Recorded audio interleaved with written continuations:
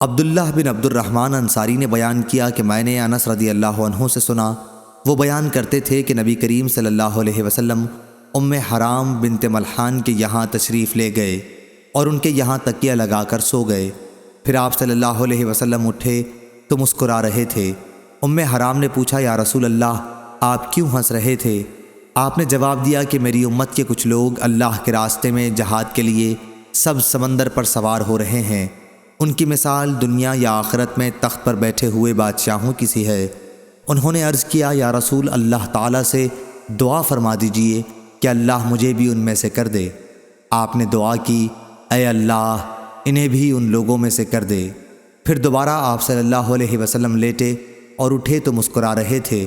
انہوں نے اس مرتبہ بھی آپ سے وہی سوال کیا اور آپ صلی اللہ علیہ وسلم نے بھی پہلی ہی وجہ بتائی۔ انہوں نے پھر عرض کیا، آپ صلی اللہ علیہ وسلم دعا کر دیجئے کہ اللہ تعالیٰ مجھے بھی ان میں سے کر دے۔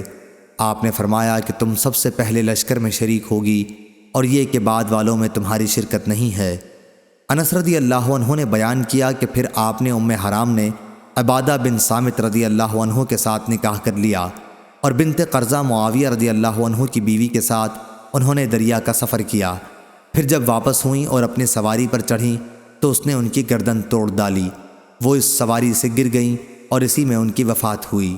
صحیح بخاری حدیث نمبر 2877 2878۔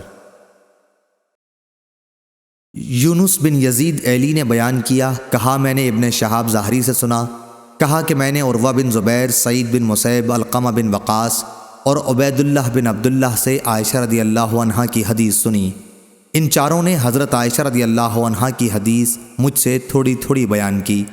عائشہ رضی اللہ عنہا نے بیان کیا کہ جب نبی کریم صلی اللہ علیہ وسلم باہر تشریف لے جانا چاہتے جہاد کے لیے تو اپنی ازواج میں قرعہ ڈالتے اور جس کا نام نکل آتا انہیں آپ صلی اللہ علیہ وسلم اپنے ساتھ لے جاتے تھے۔ ایک غزوہ کے موقع پر آپ نے ہمارے درمیان قرآن اندازی کی تو اس مرتبہ میرا نام آیا اور میں حضور صلی اللہ علیہ وسلم کے ساتھ گئی۔ یہ پردے کا حکم نازل ہونے کے بعد کا واقعہ ہے۔ صحیح بخاری حدیث نمبر 2879۔